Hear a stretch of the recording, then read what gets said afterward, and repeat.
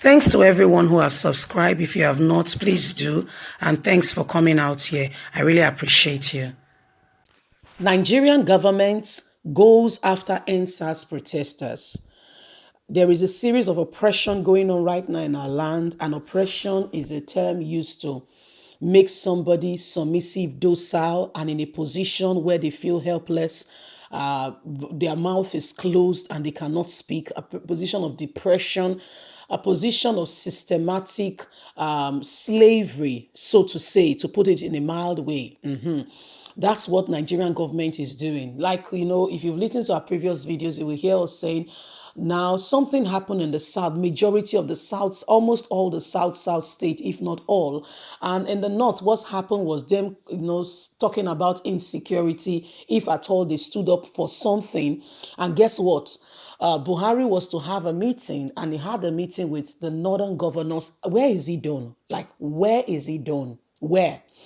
The northern governors did not experience what we experienced in the south. Not a single, not even Sanwo-Olu, in whose states people were killed. Yes, the people were killed in other states, but Lagos was more prominent because of the activity that happened October the 20th, 2020 at Lekki Toll Gate. That was a vivid, strategic that got the whole world, stirred. So you did not ask a single South governor, how did it happen? What do we do? Do you know what he did? He invited northern governors and their traditional leaders and say, we heard what happened in the South. No first-hand information. Who does that? How do we discipline them? Now, one of our, let's just get straight into the news. I'll come back to the analysis. Let's get on. It's just very annoying. Nigerians, seriously, say a word of prayer. This oppression has got to stop. We are in the case of Pharaoh. Pharaoh, yes, Pharaoh. Oppression. Let's continue.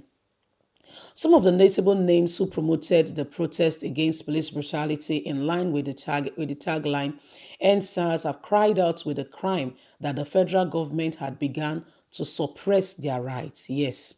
Last month, youth protested for almost 2 weeks in Lagos, Abuja, and other major cities of the country, and were provided with food, medical care, and other supplies. However, on Tuesday, some of the promoters behind the welfare of the protesters said their bank informed them that the Central Bank of Nigeria has directed that the account should be frozen. According to the claim, the banks were able to implement the directives by tracking the numerous transactions in their accounts. Bank transactions that include narratives, Endsars or Endsars or hashtag Endsars were immediately flagged, while such accounts receiving funds were frozen. All this they are doing is against 2023 because they don't want us to be form our own political party, be funded. Because guess what? Youth from all over the world will fund our political party. I am telling you. They can see it already, and this is Pharaoh saying, you cannot go. Youth, you cannot make Nigeria better. Senators must receive 39 million a month. Governors must receive blah, blah, blah a month. House of Rep member in your state is receiving 13 million a month besides allowance.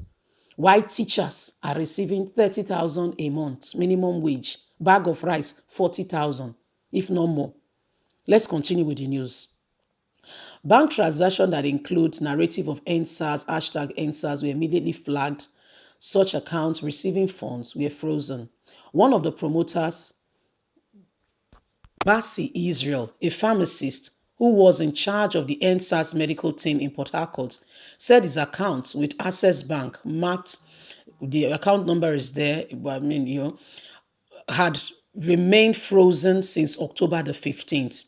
Bassi said he learned of the development when he visited the bank to find out the reason for it. Israel said he was informed by the bank officer that the directive came from the Apex Bank.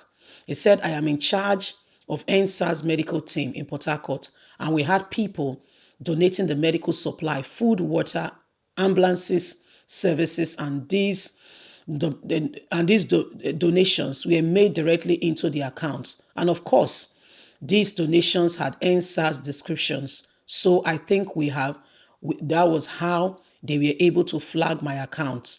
I noticed that on October the 15th, I was trying to make a deposit transaction on my account and noticed that there was what we call restriction.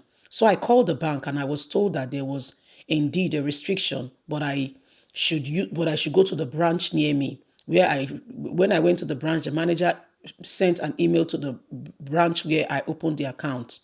The response for the email was that there was directive from the CBN to restrict my account.